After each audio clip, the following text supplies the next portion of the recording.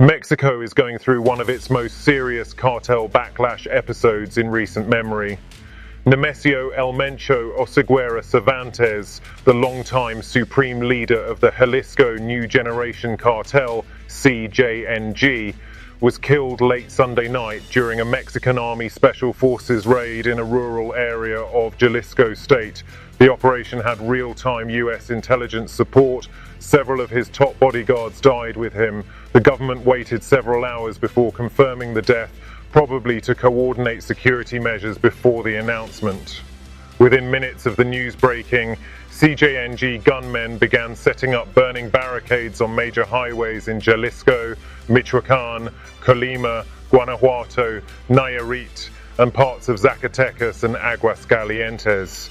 They attacked several municipal police stations, torched vehicles and convenience stores linked to government sympathizers, and blocked access roads to regional airports. Several airports had to suspend operations temporarily because of the panic and security risk. Schools in the affected zones have remained closed for a second day. Large public events, concerts, sports matches, religious processions have been cancelled across western Mexico. The US Embassy quickly issued a shelter-in-place advisory for American citizens in the region, warning of ongoing criminal activity, roadblocks, and unpredictable violence. You may ask, what does this mean for Mexico? First, the short-term picture is grim. The cartel is demonstrating that it can still paralyze large parts of the country on command. The roadblocks and arson are not random, they are a deliberate show of force meant to intimidate local governments, scare civilians, and send a message to other criminal groups. CJNG is wounded but far from broken.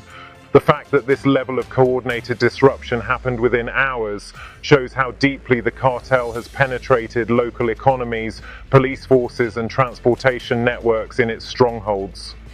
Second, the leadership vacuum inside CJNG is real but probably temporary. Mencho had already delegated much day-to-day control to a small circle of trusted commanders and family members because of his declining health.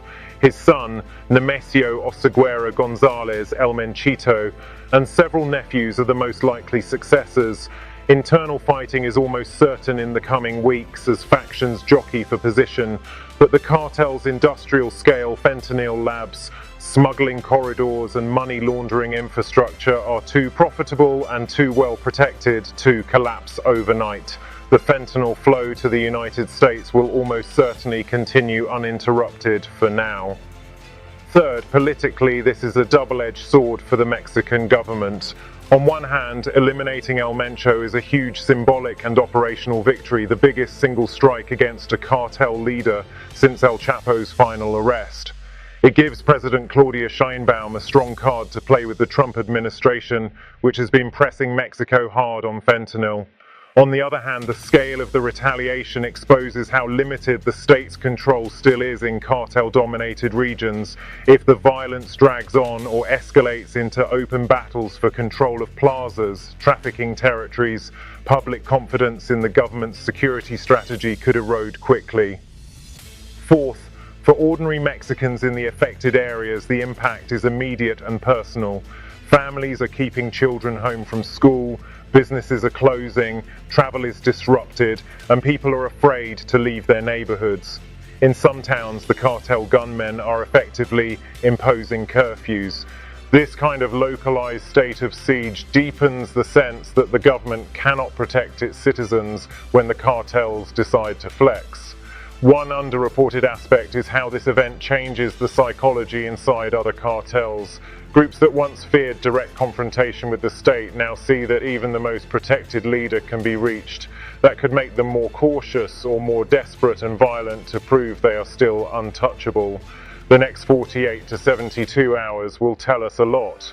If the government can flood the streets with enough troops and federal police to clear the roadblocks and restore basic movement without massive civilian casualties, it will score a clear win. If the cartel manages to keep large areas paralyzed for days, the narrative shifts to the state is weak and the cartel is still in charge, unpredictable phase.